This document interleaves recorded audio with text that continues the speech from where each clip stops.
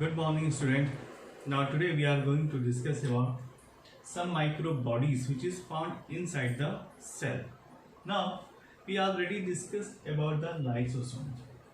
हम आज micro bodies के बारे में डिस्कस करेंगे. हमने लाइसोसोम्स के बारे में पहले ही डिस्कस कर दिया था.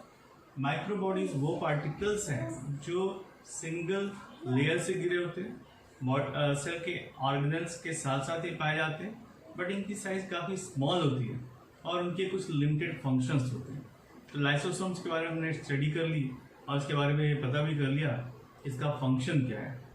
इसके बाद कुछ और भी माइक्रोस्कोप बॉडीज पाए जाते हैं जो काफ़ी लेस अमाउंट पे होते हैं. उनके फंक्शंस क्या क्या है हम उसको वन बाय वन आज स्टडी करेंगे. फर्स्ट है स्फेरोसोम्स.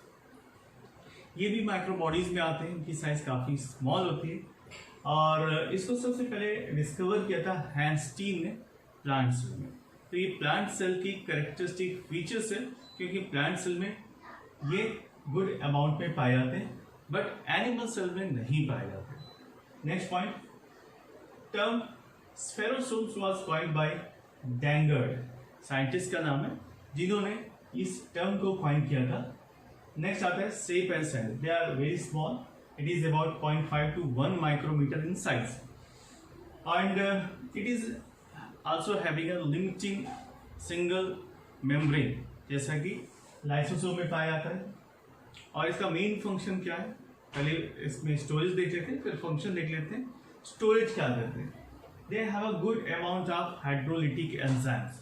यहाँ पर हाइड्रोलिटिक एंजाइम्स गुड अमाउंट में पाए जाते हैं just like a lysosomes, like proteases, ribonucleases, phosphatase, like that.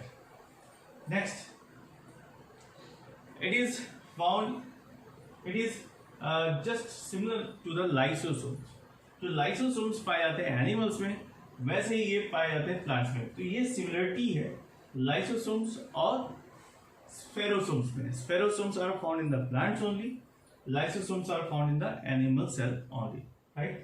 Next आता है What is the function of spherosomes? इसके मेन फंक्शंस क्या है. फर्स्ट फंक्शन है storage and transport of lipid. The main function of spherosome is nothing but storage and transportation of lipid. But सिमेडिनी, it is the name of scientist. तो इन्होंने बताया कि synthesis of lipid also takes place in the spherosomes. So instead of doing transportation, they also synthesized lipid inside the cell. Peroxisome was first discovered by Rodin in the animal cells like liver and kidney cell. तो सबसे पहले animal cell में Rodin साहब ने इसको discover किया और kidney और लीवर सेल के अंदर इसको देखा. उसके बाद टॉलबर्ट साहब आए और इन्होंने जर्मिनेटिंग सीड के अंदर पेरोक्सिसोम को ऑब्जर्व किया, देखा. डी डोबे साहब ने इनका नाम कॉइन किया, यानी the term peroxisome is coined by the what is the shape and size of the peroxisomes? It is a ovoid और granular. ये दानेदार संरचनाएं होती हैं छोटी छोटी और इसका डायमीटर होता है 0.5 to 1 micrometer जितना. Now let us see the what is the function of peroxisome. It is very important actually organelles which is found in very small size. इसमें भी सिंगल सेल का अरेंजमेंट, सिंगल मेम्ब्रेन का arrangement पाया जाता है, not a cell, right. Now function, what is the function? The main function in C3 plant is to carry out photorespiration. Photorespiration की जो process होती है वो कैरीड आउट होती है with the help of peroxisomes. Next आता है in the case of animal cell it helps in the lipid metabolism. Now there is three important enzymes which is found inside the peroxisomes. First, oxidases, जिसमें peroxidase, peroxide producing enzymes पाए जाते हैं. दूसरा peroxidases and third is catalysis. Catalysis का main function क्या होता है कि ये टॉक्सिक पेरोक्साइड को ब्रेक डाउन कर देती है वाटर एंड ऑक्सीजन मॉलिक्यूल में. Now student, we are going to another microbodies which is named as glycosome.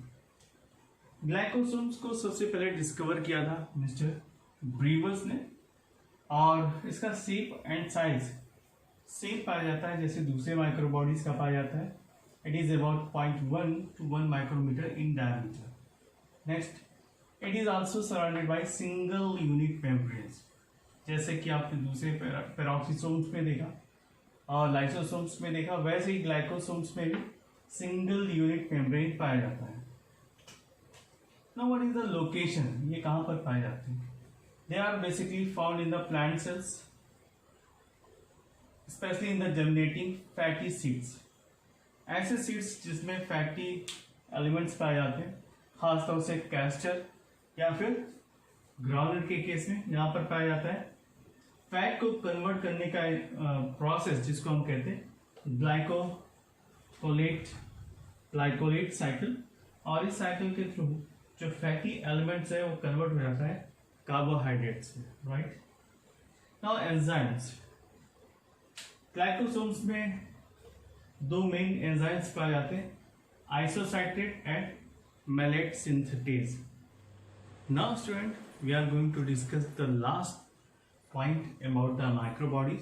ये सबसे लास्ट पॉइंट है lomasomes. Lomasomes is also known as microbodies which is found in the fungal hyphal cell wall. ये fungus की जो Haifa होता है यानी root like जो स्ट्रक्चर दिखाई देते हैं वहां पर ये मौजूद होते हैं. तो सबसे पहले इसको डिस्कवर किया था मोरे एंड मैक एलिस्टर ने फंगस में, और ये पाए जाते हैं प्लाज्मा लेमा और हाइफल सेल वॉल के बीच में पाए जाते हैं. Now what is the function? इसका जो मेन फंक्शन है वो सेल वॉल के फॉर्मेशन में होता है, और इसको हम कंपेयर कर सकते हैं मीजोसोम्स में जो कि पाए जाते हैं प्रोकैरियोटिक सेल्स में. So this is all about the microbodies and cell organelles. I hope you better understand about the cell organelles. आज ये टॉपिक पूरी तरह से फिनिश होता है. आई थिंक आपको ये टॉपिक पूरी तरह से समझ में आ गया होगा, the cell and its organelles.